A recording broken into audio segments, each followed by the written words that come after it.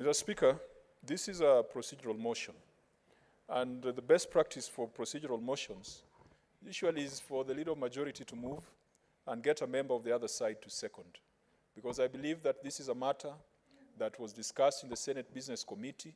It is a matter that ideally should not be contentious.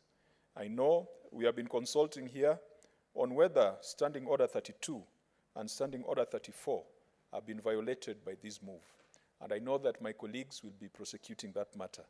But in a Senate where we have spent more time fighting than finding common ground, Mr. Speaker, I want to encourage the majority leader that on such procedural matters that we can have some bipartisanship so that you can have both sides speaking to it. Mr. Speaker, the debate that prompted this amendment to the Senate calendar was rancorous and was contentious. We had our say, the majority had their way. And what we said about the intent of getting cabinet secretaries to this House, Mr. Speaker, has gone on record. It is in the Hansard, and I don't think this is a motion for us to speak to the issues that we already prosecuted while debating the report of the Rules and Procedure Committee. Mr. Speaker, this is quite unavoidable since last week that resolution was carried. But it's going to have some impact on some of the busy committees, especially committees that have scheduled their activities and meetings into the next quarter. And some of those are like the Public Accounts Committee that I chair, the Public Investments Committee, which has a fairly busy schedule. And so, Mr. Speaker, from time to time, we might be seeking the leave of the Speaker to have meetings even when the grilling of cabinet secretaries is going on. So, Speaker, last week, I saw something very interesting. The former Prime Minister of the United Kingdom, Boris Johnson, was called before the Rules Committee of the House of Commons. And the Speaker, in a session that lasted 3 hours and 45 minutes, the former Prime Minister, a man who was extremely powerful, a man who was extremely pompous, was reduced to the level of a witness before a committee. And the interesting thing is that being a parliamentary system, the former Prime Minister was appearing before a committee of his peers in the Conservative Party and his other peers from Labour Party. We should know and we should institutionalize that being in the executive does not make you a special animal in this country. Mr. Speaker, we should encourage those people who have had the good favor and the privilege of serving this country in the executive.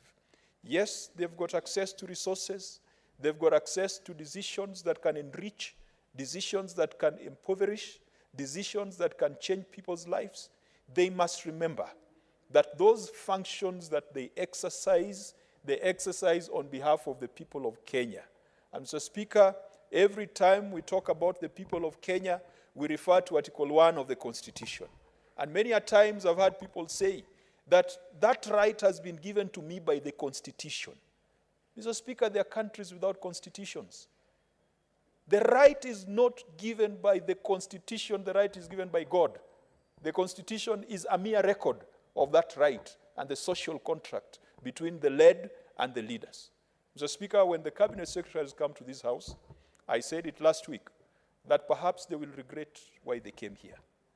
Mr. Speaker, I've sat with many members across the divide when interrogating financial accounts from governors. And Mr. Speaker, when the Senate is on one side and the executive is on the other side, what I've seen is excellent bipartisanship. I want to encourage everyone in this House, when a cabinet secretary comes here, do not look at him as Kenya Kwanza, do not look at him as a man from your tribe, do not look at him as a friend of yours. Let the Senate be the Senate. And that is why in the editorial of yesterday's newspapers, Mr. Speaker, if you saw the editorial cartoon, parliamentary oversight was depicted as a corpse lying on a slab with many daggers on its back. Mr. Speaker, that tells you the mood of the public as far as the role of this parliament is concerned. Let us use this opportunity for us to rise above parochial and partisan interests.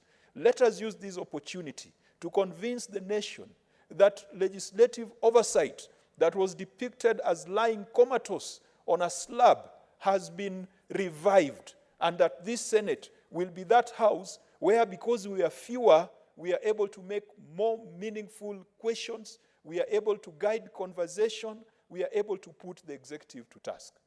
Mr. Speaker, there have been many ways, avenues for policy positions to come to this house. Just last week, we approved the budget policy statement. Every year, the president is required to come to Parliament to make an exposition of public policy. And Mr. Speaker, the motion that follows a presidential address is that the Senate to register its thanks to the president for exposition of public policy contained in the presidential address.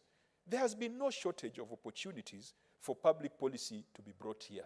We are going to use this chamber, that is assuming no one goes to court and invalidates what we did last week. We are going to use this chamber. So, Speaker, I'm not trying to threaten anybody, but it's going to be a torture chamber for those who have the habit of misusing the instruments of power that they wield. It will be an accountability chamber for those who think that they can hide in their ivory towers and run away from the public.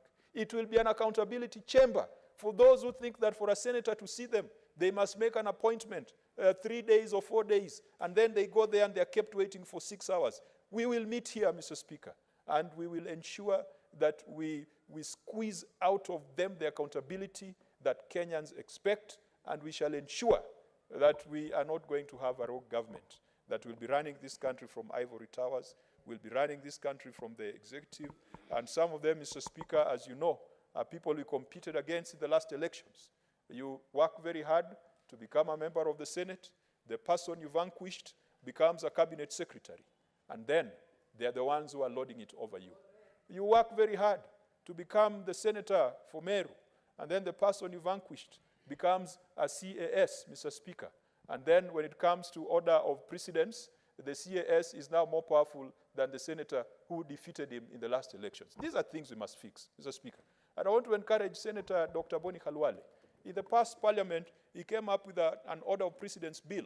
We must revive that order of precedence so that those people who are political losers out there, and they are still Kenyans, they can get other opportunities, but they cannot lord it over the people who have been selected by the public to represent them here. Mr. Speaker, my final concern, that this House must and can only admit a cabinet secretary who is appointed as per the Constitution and who has been vetted by the National Assembly as required by the Constitution. Let nobody bend the rules to bring in chief administrative secretaries and all sorts of characters to this House. Mr. Speaker, I am supporting this motion on the assumption that the Senate Business Committee has discussed and there has been unanimity on the matter. On that basis, I support.